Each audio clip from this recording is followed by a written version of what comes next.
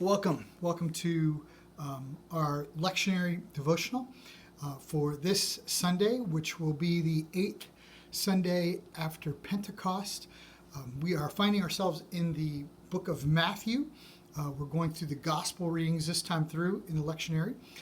We are in the year A, and we find ourselves with a story probably that is familiar to many who went to Sunday school. We've heard the story of the feeding of the 5,000. We're going to take a look at that a little deeper today with even some stories about close by here.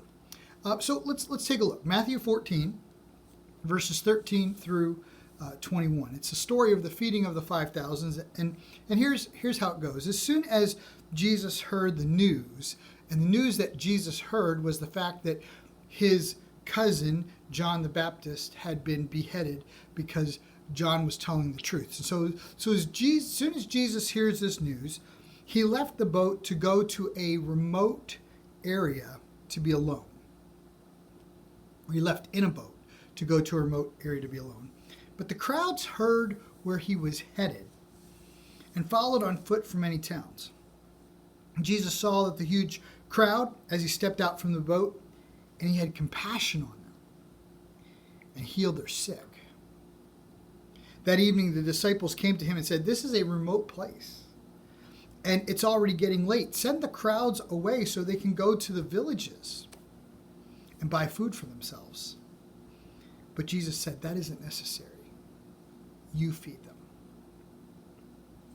But we only have 5 loaves of bread and 2 fish, they answered. "Bring them here." Then he told the people to sit down on the grass. And Jesus took up the 5 loaves and 2 fish and looked toward heaven and blessed them. Then breaking the loaves into pieces, he gave the bread to the disciples, who distributed it to the people, and they ate as much as they wanted. And afterward, the disciples picked up 12 baskets full of leftovers. And about 5,000 men were fed that day, in addition to women and children. This is a fascinating story. And I think about, on a day, Jesus, we are in the period of coronavirus, and we were in a period where we sort of had a reopening, and now the country is again, we see parts of the country are just suffering from coronavirus, and so things are shutting down. Here in Pennsylvania, restaurants can only open to 25% capacity, and so it's kind of like we've had this bad news now for 21 weeks, and we're kind of restless, and Jesus had just heard about. I mean, think about losing a close friend, and especially one who was killed by a political leader. And Jesus hears this news, and he wants to be alone. And he gets in a boat and crosses the lake, and somehow, in the age of non-Facebook, non-Twitter, non-email, non-24-hour news, the crowd finds out where Jesus is going, and they're there when Jesus arrives on the seashore, and Jesus starts healing the people. He has compassion on them. He starts healing them, and we find out now that the place where they're gathered is a remote place. And that's kind of interesting, because here in where we live here in Eldred, you see I've got my Houghton shirt on. If you go north toward Houghton, you'll find that Houghton is a fairly remote place. The village, it's not even a village, the hamlet of Houghton has a pizza shop and a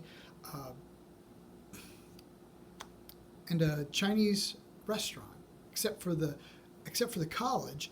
You go north up to Fillmore, and you have a Dollar General and a grocery store. You go south to Belfast, and you have another Dollar General. But Houghton is relatively remote. And here in Pennsylvania, I'll never forget it. We're here. This week was the anniversary of us moving. We've been here for 4 years, and on Labor Day, we decided that we were going to go out and do something out here in the wilderness, and we had nowhere to go. And one of the places I had heard a lot about was the Kinzu Bridge, which is about 25 miles or so from us, just north of the little borough of Mount Jewett.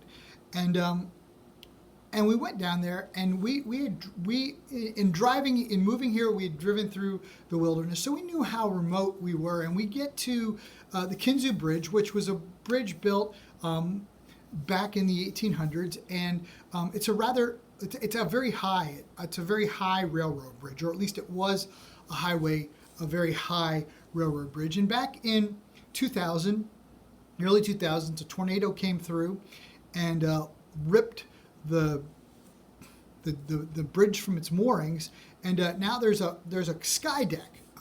You can go out about halfway across the valley, just about to the deepest point of the valley, and you can look out across the Kinzu, the valley that's created by the Kinzu Creek. And it's a fascinating place. But we went out there on Labor Day, and I was simply amazed at the number of people who had come to the Kinzu Bridge.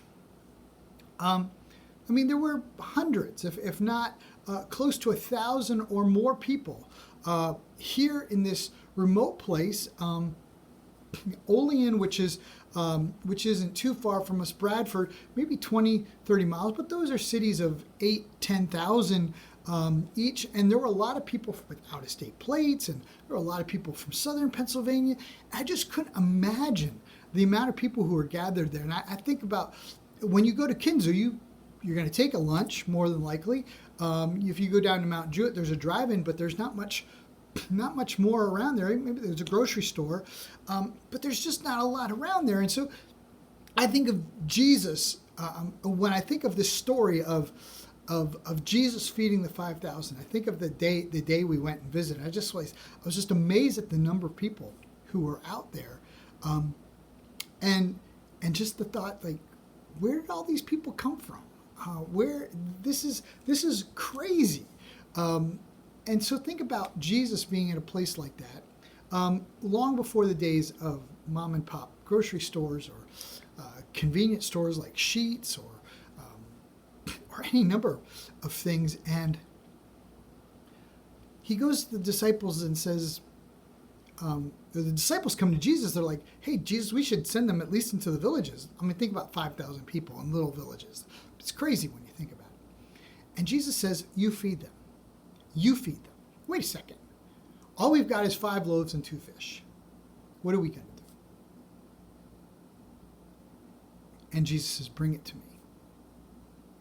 The closest I've ever been in a situation like this is we were in a situation. We had gone on a mission trip. I had gone on a mission trip with a man from our church, and I was going with a good friend of mine from my Flame days, and we went to the Navajo reservation. Be praying for the Navajos because they are really suffering from this coronavirus. And we went out there and we had pork chops, and we were, that night we were going to have a worship service. It was a Wednesday night, and we were all getting all ready to do that. And all these people showed up, and we had enough pork chops for maybe 15 people. And we kept feeding the people. And for some reason, the pork chops didn't run out. I was amazed. It was amazing. And the people ate till they were full. In our story, my story too, on the Navajo Nation, the people ate till they were full. And these people ate till they're full. And when they picked up the scraps, there were 12 basketfuls. Now, basketful is a really kind of misnomer. I heard Ray Vanderlyn talk about this. Basketful. We think of a basket, a peach basket or something like that. But really it was a lunch basket. It was a little basket that you could tie to your waist. So basically there was enough for each of the disciples that they could eat the next day. And so Jesus does this grand miracle where he feeds over, who knows, maybe we're talking 10, 15,000 people in a remote area. We're talking the size almost of Olean and Bradford combined. 5 loaves, 2 fish. And there's enough for the disciples, even after they're done eating, that they have lunch the next day. And so the question is today, is what can you offer to God that God can bless in a miraculous way? I've been reading a lot about miracles, and not so much miracles, but reading about the early church and the great things that God did in the early church. In the chapter of Acts, where they just expected God to do great things. Now the disciples didn't know any better, but as the apostles in in Acts, they had seen all these great things that Jesus had did, and Jesus said that you will do even greater things than me. And what could God do with our simple offering? And so that's the question in all of this. What can God do with your simple offering? It might feel like it's just like 5 loaves and 2 fish, but God can do great and mighty things if we expect him to do that and we walk in obedience to him. I hope you have a great week. Have a great Sunday worship in the church of your choice, and give him praise. Go in peace to love and serve the Lord.